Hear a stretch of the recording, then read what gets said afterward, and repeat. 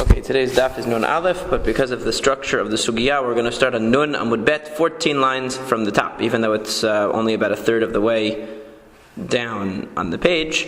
But basically the issue that's being discussed here is we're still trying to clarify, or the Gemara is still trying to clarify exactly what is the status of this bull of the Kohen Gadol, the par shel Kohen Gadol that he brings on Yom Kippur. Is it a korban yachid? Is it more classified like an individual korban? Is it more like a communal korban? So now what the Gemara moved on to discuss was, it abandoned the idea, moved on from the idea that it's a communal korban. So now we're looking at it as an individual korban, but the only thing is that there are two sides. It's purchased by and offered by the Kohen Gadol, who is a yachid. He's an individual. But the beneficiaries of the korban are all of the Kohanim. So in a way, it's not a public korban, but it's a korban that belongs to more than one person. It's a korban shel shutafim. It has partners in it. In other words, there's more than one shareholder in the korban. So even though it's the Kohen Gadol who owns the korban, technically, the people who benefit from the kapara of the korban are all of the Kohanim. So this would seem, the question of the Gemara at this point is, do we say that the bull of the Kohen Gadol is really just his own individual korban, but the other Kohanim benefit, it's like a windfall, they benefit, they're lucky, they get to cash in on the kapara? Or are they really the intended recipients? If they're really the intended recipients, in other words, they are primary beneficiaries in this korban, then it's considered like the korban of partners, and it changes the halacha. It means that it's not subject to the law of timurah. Timurah means that if you take, according to the Torah, you're not allowed to do this. You're not allowed to take an animal that's consecrated as a korban and say, I want the holiness of this korban to transfer to this other animal. You're not allowed to do it. But if you do, both of them are holy. You can't take it away from A, but you can extend it to B. Now that can only be done by a korban yachid. But a korban that's really owned by more than one person, it can't be done. Okay? So if we look at the korban, if we look at the par of the Kohen Gadol as a korban of more than one person, because it really belongs to all of the Kohanim, because they're all the primary beneficiaries, so that would mean that it should not be subject to the law of timurah, meaning you can't extend its holiness to another animal. Why not? Because there are too many partners in it. It's not just owned by one person. So even the person who owns it doesn't have the power to do that, because it's connected to too many people. Okay, so now the Gemara says, Tashima, come and listen. And this is the whole question here at hand. So how do we look at the par of the Kohen Gadol? There is a stringency regarding a korban that makes it more than timurah. Timurah is the animal that receives extra kedusha. In other words, you take a korban shilamim that you had, and you said, I want to take the holiness away from this and put it onto that. What happens? They're both holy now. The one that received the kedusha, in other words, not the real original korban, but the duplicate, so to speak, is called the timurah. So, and a korban is more stringent than a timurah in certain ways, and chomer bazevach. So, and also v'chomer, but timurah mi bazevach. And there are certain stringencies about a timurah that don't apply to zevach. What are they? Let's see. So it says chomer bazevach. What are the stringencies regarding a regular korban that make it superior to the duplicate korban? Shezevach noheg b'yachid kivat tzibur. Because a korban could be a personal korban. It could be a public korban. Right? Not only that, v'dochayet Shabbat. Certain korbanot can override Shabbat via tum'ah. And certain korbanot can also override impurity. Even if everybody is tameh, it can still be brought under certain circumstances. And ve'osed timurah. Okay, and also, you can make a timurah, you can make a duplicate. If you have the original korban, you can say, okay, you're not allowed to, but it's effective. If I say I want the holiness of this korban to go onto this other animal, you duplicate the holiness. You don't erase the first one, you duplicate. So it's effective. You're not allowed to do that, but it works. Whereas, masha'inken but timurah, none of these laws apply to timurah. There's no such thing as a timurah. If you take a public korban, you take a communal korban, you can't say I want the holiness of this to go to another animal. Nothing will happen. Of course, the kedusha will not be removed from the first one, but it won't even be extended to the second one. It doesn't override. No timurah. It has to be offered as a korban now, the timurah, because it has the same kedusha as the original. But it can't be brought on Shabbat, and it can't be brought in a state of tum'ah. And what are the stringencies regarding timurah? Chomer b'timurah mibazevah she'atimurah halal ba'almum kavua ve'ena yotza l'cholin l'gazez v'le'aved mashen ken bazevah. There are two stringencies. Number one is that if you create a timurah in this way, you thinking that you wanted to remove the kedusha from one animal and put it on another one, instead you duplicate the kedusha. Okay, the timurah that is the duplicate that duplicate, even if it's a balmum, even if it has a defect that makes it unfit for a korban, still it will become kadosh.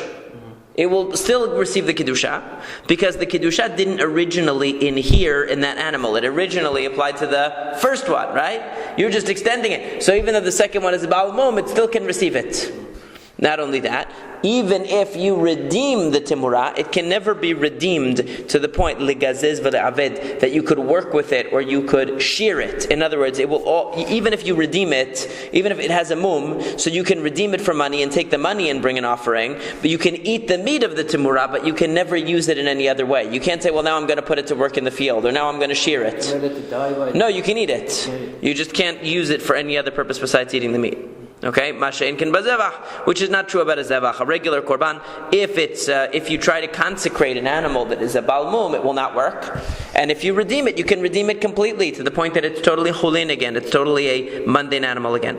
So now the Gemara is going to take this baraita and try to suggest that it's referring to the par of the Kohen Gadol. How so? Hi zevach hechidame. What kind of zevach? What kind of korban are we talking about over here? If we're talking about a korban yachid, in other words, you're trying to tell me the superiority or the inferiority, you're comparing a korban yachid, an individual's korban, to a timurah. Midachei Shabbat v'tum'ah. It's not true that a korban yachid can override Shabbat or can be brought in a state of tum'ah. Ela d'tzibur. So then you must be talking about a public korban, right? A communal one. But if that's the case, mi oseh timurah. But one of the things that it says in the Baraita that makes a regular korban superior to timurah is that it can make a duplicate. Right? In other words, if you have a korban that you designated, you consecrated, if you say, I want the kedusha to go to the other one, it will go on to it. But if you take the duplicate and you say, I want this kedusha to go on number 3, it doesn't work. Okay, but a communal korban, you can't make a duplicate at all. Even if you have the korban tamid right here, you can't say, I want the kedusha to move on to this other animal. It won't do anything. You're saying nothing. Okay, so the problem is, if we're looking at a korban yachid, certain features don't apply. Namely, the feature that it overrides Shabbat and the feature that it overrides Tum'ah. If we're talking about a korban tzibur, how could it say that you can make timurah? You can't make a timurah with a korban tzibur, correct? So therefore, what's the only thing that straddles these two categories? What's the only case where both of them are true? That is, ela lav depar. Okay? ודוחה השבת ואת הטומאה דקביע לזמן ועושה תמורה דקורבן יחיד הוא. You have only one case that satisfies all of these requirements, which is the bull of the Kohen Gadol. It's a korban yachid, which is why you can make a timurah with it, which is what we were asking. We were asking, is it purely a korban yachid, and the other kohanim benefit from a windfall, so to speak, of receiving atonement? Or is it that they are the primary beneficiaries? You see from this, they must be the only benefiting from a windfall. Really, it's the Kohen Gadol's primary korban. And it can override Shabbat and it can override Tum'ah. Why? Because the Kavil Ezman. Because it has a fixed time associated with it, which is Yom Kippur. It has to be brought on Yom Kippur. So what do we see from here? We can prove from this Baraita must be talking about the only korban that we could identify that meets all of these criteria, that overrides Shabbat, that overrides Tum'ah, and also could make a timurah. The only possibility would be the Kohen Gadol's bull. It can't be a regular korban tzibur, because then you wouldn't be able to make a timurah from it.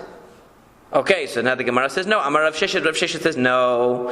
You still might be able to say that the bull of the Kohen Gadol is actually possessed by all of the Kohanim, not just the Kohen Gadol, and it's not a Korban Yachid. And you can't make a Timurah from it. However, there's one other case that it could be addressing here, which is Be'elo shel Aharon. It's not talking about the bull of Aharon. What is it talking about? The ram of Aharon. Because we know that he also had his own ayil that he brought, right? There was Elo ve'el ha'am. There was the ram of the Kohen Gadol and the ram of the rest of the people that was brought on Yom Kippur. That's what it's talking about. Because since that wasn't a kapara for all of the Kohanim, that was just an extra korban that Aharon brought, and it was brought on Yom Kippur, even though it overrides Shabbat, and even though it's going to override Tum'ah, it's a purely individualistic korban. Because it's only for Aharon. Okay? It's only for the Kohen Gadol, rather. So this is not talking about the par. It's talking about the ram. So we can't conclude anything about the par. Hachinami mistabran. We'll say that, and in fact it makes more sense to say that it's talking about the ram. Why? The isal kadatach de paro. Because if we're going to talk about the par of the Kohen Gadol, if it's really talking about what? The bull of the Kohen Gadol, timurah de par. Shabbat v'tumahu tilo dahya habachol makriv kureva. Because remember, the Braita talks about two things. It compares a primary korban to its timurah. Correct? So it says there could be a korban that overrides Shabbat, overrides Tum'ah, and can make a timurah, but its own timurah, its own duplicate, won't override Shabbat, won't override Tum'ah. Okay, and cannot create another timurah. Okay? So wait a second though. We understand, if we're talking about the bull of the Kohen Gadol, fine, the bull of the Kohen Gadol meets all the criteria.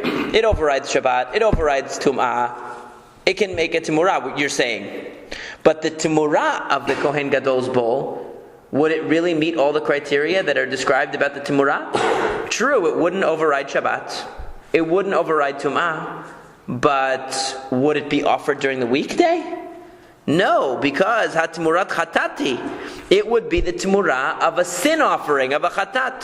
Utmurat chatat lamita azla, and the timurah of a chatat goes to die. In other words, it's never offered. So it wouldn't make any sense, even if you're going to tell me that the par of the Kohen Gadol, his bull is an individual offering. It's not really possessed by the rest of the Kohanim. It's individual, and therefore, since it's an individual offering, the kedusha can produce a timurah. If he says, I want this bull to be switched with this bull, the kedusha will go on to the second bull as well, the duplicate. It will work. Even if you're going to say that, what will you do with that duplicate bull? You won't offer it after Shabbat. You won't offer it after Yom Kippur. It will never be offered.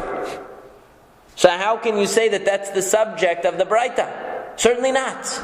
It must be talking about what? The ram of the Kohen Gadol, which is not a sin offering. Then the Gemara says, Lo, le'olam paro. No, I'm going to go back to the original theory. The original hypothesis was, it's talking about the bull. And what about your question? Umay timurah, shem timurah. And you asked about the Braita. You said, wait a second.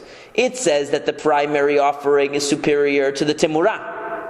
And it says that one of the characteristics of the timurah that makes it less than the primary offering is that it can't be offered on Shabbat and it can't be offered in Tum'ah, meaning that during the week it would be offered.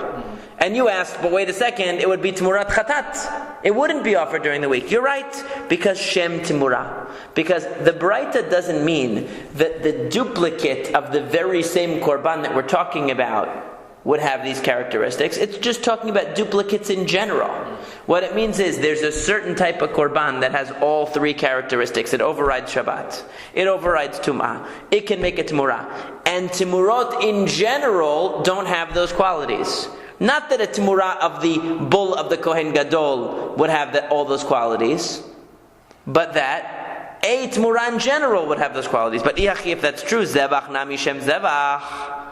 Maybe I'll say that similarly, when it says a primary korban can have three qualities: overriding Shabbat, overriding Tum'ah, and making it timurah. Maybe we'll also say it doesn't mean that there's any one korban that has all three characteristics. It's just saying in general, korbanot have those characteristics. Shem zevach lo katani.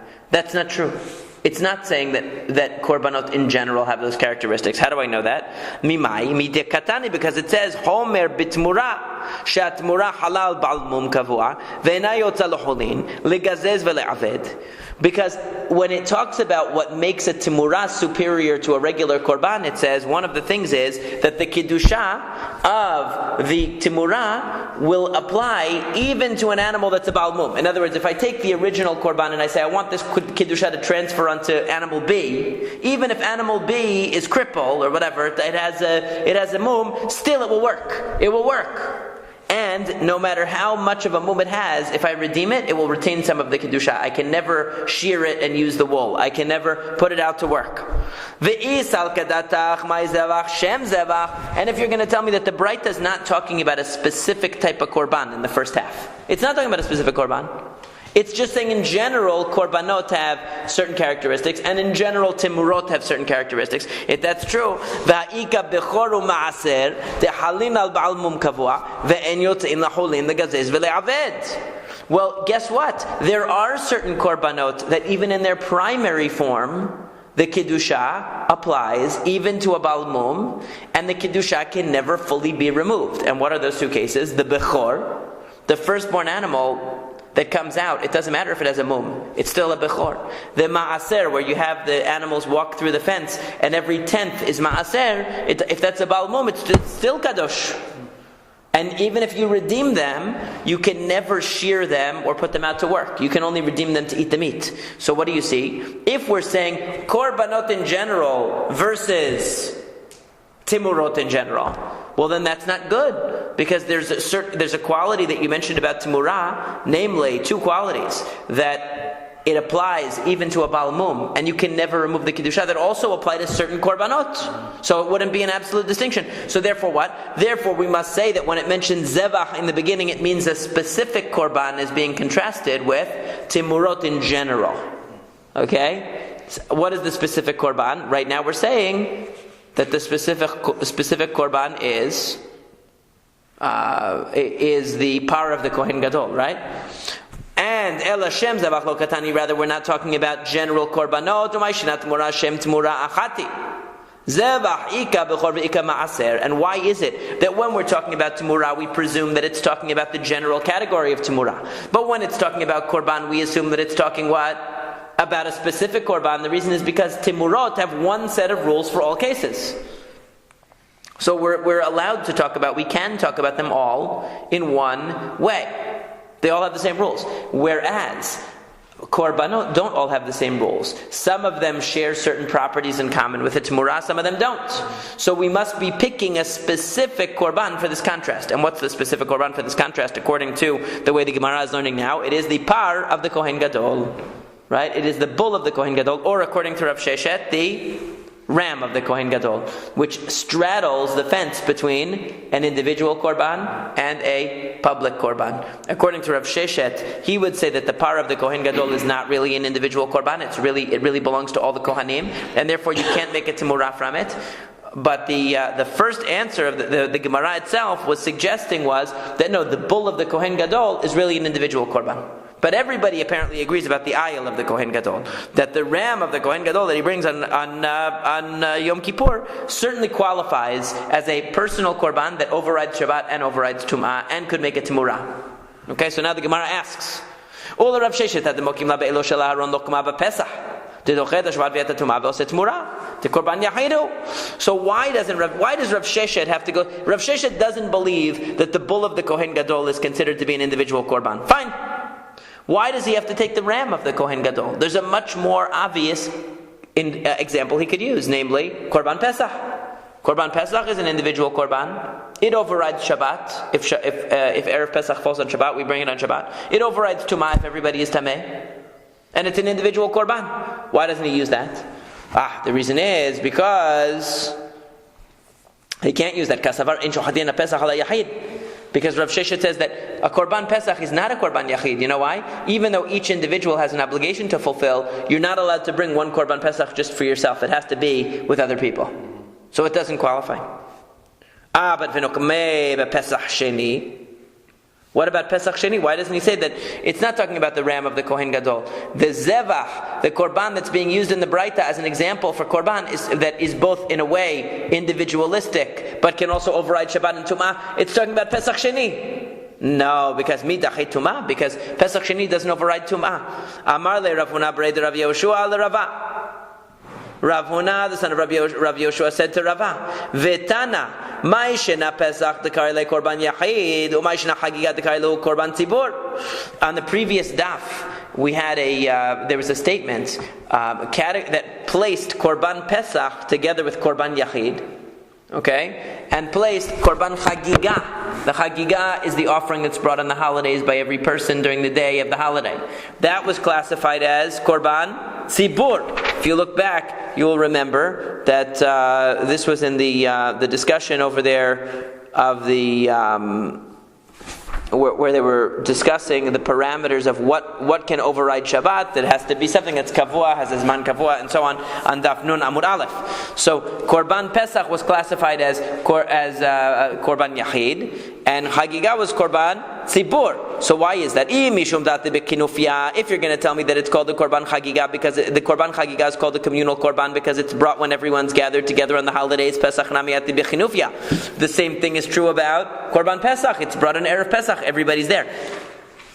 Okay, so the reason is Ika Pesach Sheni Tela'ate Bechinufia.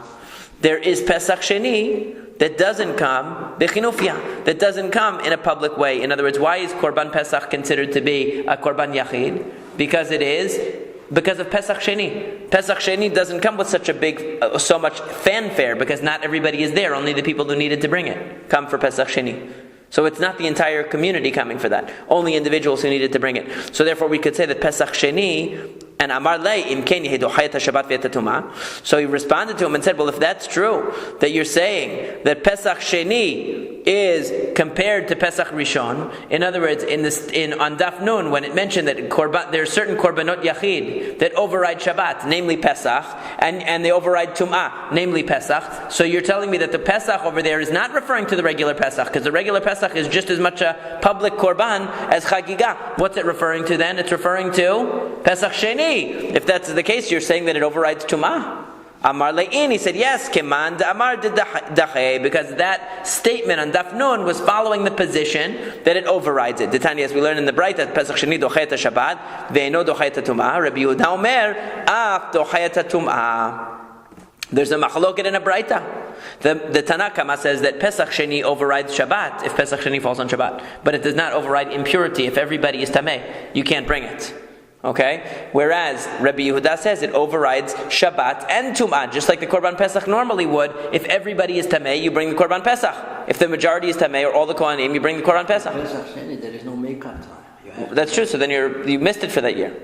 Right? So, but what's the point? Pesach Sheni is a Korban Yachid. It overrides Shabbat, it overrides Tum'ah, according to Rabbi Yehuda. What's the reason why the Tanakama says that Pesach Sheni doesn't override Shabbat? Amar lach mipnei Tum'ah dachitu v'yaseh b'Tum'ah. What's the whole reason why this person got pushed off the Pesach Sheni? Because he was Tameh on Pesach Rishon. Now he's going to bring the second one also b'Tum'ah. Doesn't make any sense.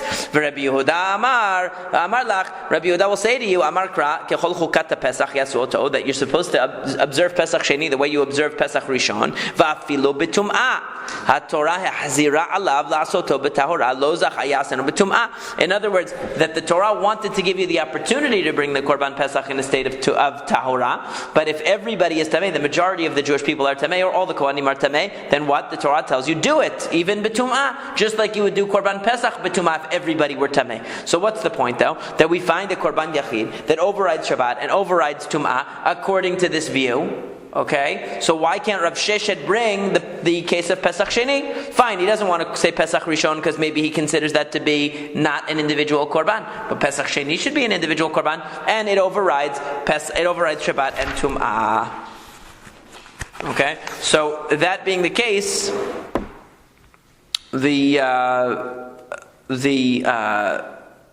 so then the Gemara says, V'tepokli da asher lo.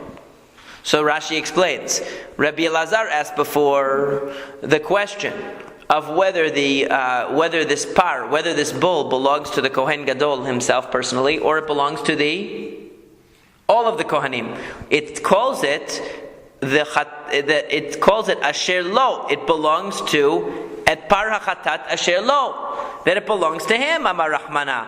Mi shelohu mevi. He has to bring it of his own money. The Tanya, it says in the Braita, Asher lo mi shelohu mevi, v'lo mishel tzibur. Which means to say that the Kohen Gadol has to purchase the par out of his own money. He can't purchase it from the communal fund. Okay, yachol lo yavi mishel tzibur. Now you might think that he can't bring it she'enat tzibur mitkaperin bo. Aval yavi mishel hava kohanim, sharei hava kohanim mitkaperin bo. You might say, why is it that the Kohen Gadol can't bring his par from the communal fund? Oh, it's because the community doesn't benefit from the par.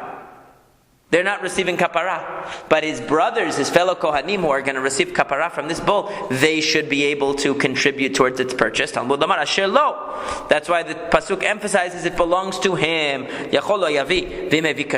You might think he's not supposed to bring it, but if he did, it would be, in other words, he's not supposed to bring it from their money. He's supposed to bring it from his own money. But if he collected money from the Kohanim and bought it, it would be okay. Talmud Amar Shuv, Asher lo shana hakatuv alav le'akev. The Torah repeats it several times, Asher Lo, to emphasize that he must be the sole owner of this animal. So what does that mean? It's completely his. It has nothing to do with the other Kohanim. His brethren, the Kohanim, who benefit from the kapara, it's a side benefit. It's not the primary purpose of the korban, and therefore we don't look at them in any way, shape, or form as being the owners of the korban. The Gemara says, according to you, if they don't own any part of this korban, and they have nothing to do with it, and they cannot purchase it, how can they benefit from the kapara? Even accidentally, even as a side benefit, how do they benefit from it? They have no connection to it. The Gemara says, the treasure house of Aharon is different. In other words, the Kohen Gadol's money is different. That even though Aharon has to pay for it with his own money, Hashem, so to speak, made his money hefker. He made it belong to all the Kohanim, even though really, financially, Aharon has to pay for it. It's kind of like the way that our government works. It takes the money, redistribution of wealth, right? That's what happens in our country. The government, they take your money. So basically, yes, the Kohen Gadol, it looks like it's the Kohen Gadol's money that he's using to pay for it, but really the Torah says it belongs to everybody. All the Kohanim.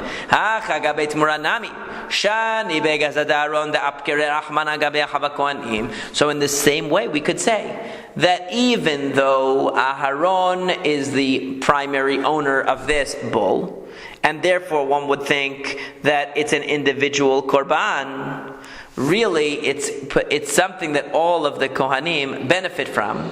Okay? And therefore, there is no possibility of necessarily any possibility. In other words, this is not giving a definite answer, but what it's saying is we could say that just like Aharon pays for the entire thing and it should really belong totally to him, but it doesn't. It really belongs to the Kohanim, all the Kohanim. So too we could say that even though financially it seems like this korban should belong only to Aharon, and therefore he should be able to make a timurah, the Torah gives the korban to all of the Kohanim, and therefore a timurah cannot be made from the korban, even though Aharon has to finance it completely on his own. So therefore, we don't have a definite answer to the question. We just say that it's possible to understand it as the Kohanim are benefiting as a side benefit, and not as primary beneficiaries here. Or we could understand it that they are in fact the primary beneficiaries, and the Torah just set it up that way. That's the way that it works. That's the way the mechanism works. So in either case, we don't really have a definite answer to what their status is vis-a-vis the korban. All we have is that we can understand it either way. Now the Mishnah says, that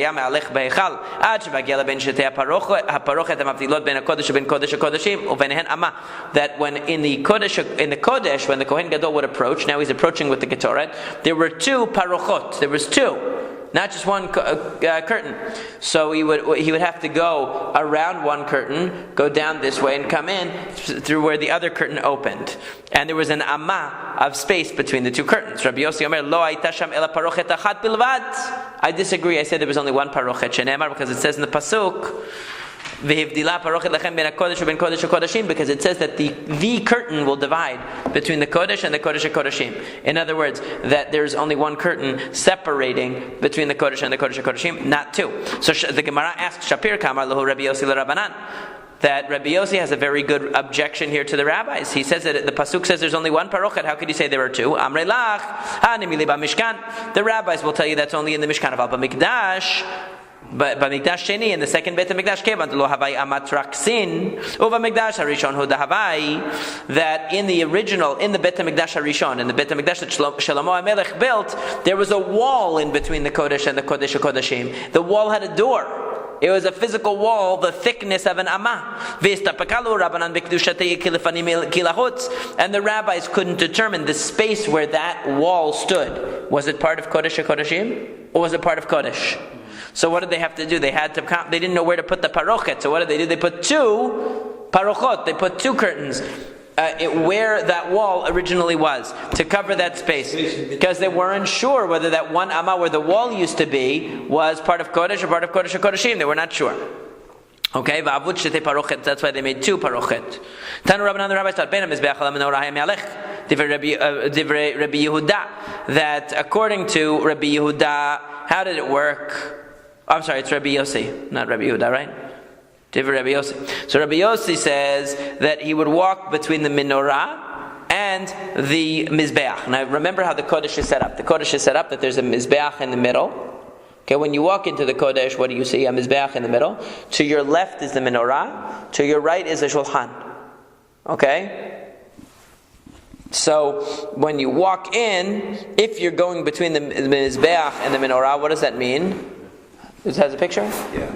You have to go around. You have to go around the mizbeach to get in, right? So according to Rabbi Yossi, you go around the mizbeach, in between the mizbeach and the menorah. Okay, but Rabbi Meir Omer ben Shulchan mizbeach. Rabbi Meir says no, you go around the other way. Okay, you go around the other side. You go around the north. Okay, so you go in between the mizbeach and the shulchan. Yeah, v'yesh omrim ben shulchan hakotel.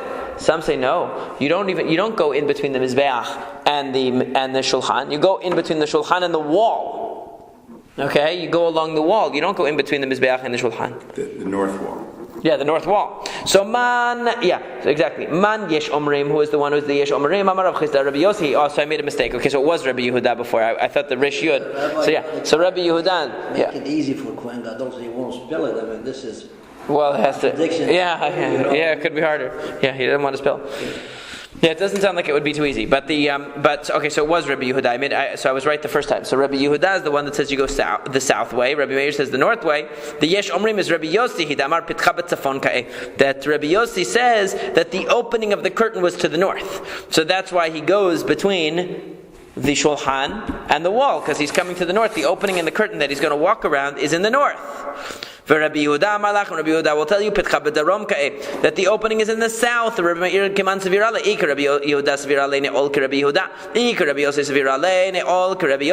Now if Rabbi Meir holds like Rabbi Yehuda that the opening is in the south, why doesn't he tell somebody to go to the south? If he holds like Rabbi Yossi that it's in the north, why doesn't he tell you to go to the north? Why doesn't he agree with Rabbi Yossi and tell you to go in between the shulchan and the wall? Why does he tell you to go in between the mizbeach and the shulchan? It's a good question, right? The olam ka Rabbi Yossi sevirale. Really, he holds like Rabbi Yossi, namely that it's in the north. However, va'amar lach, but he'll tell you shulchanot tzafon v'darom munachin umafsakale shulchan v'lo mitayele. But there was a machloket. How were the shulchanot set up? Remember that Shlomo HaMelech put 10 shulchanot in the Beit HaMikdash, not just one. So if they were lined up north to south, that means that they come out from the north wall all the way to the center of the Kodesh.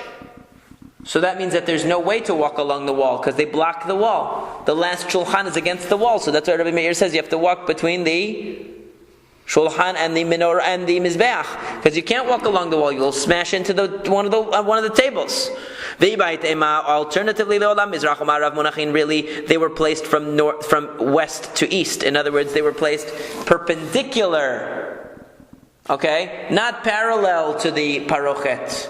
but perpendicular to the parochet is how they were placed. If that so then there was no hefsek there. Mishum shechina lav orach ar'a leme'al lehediyah.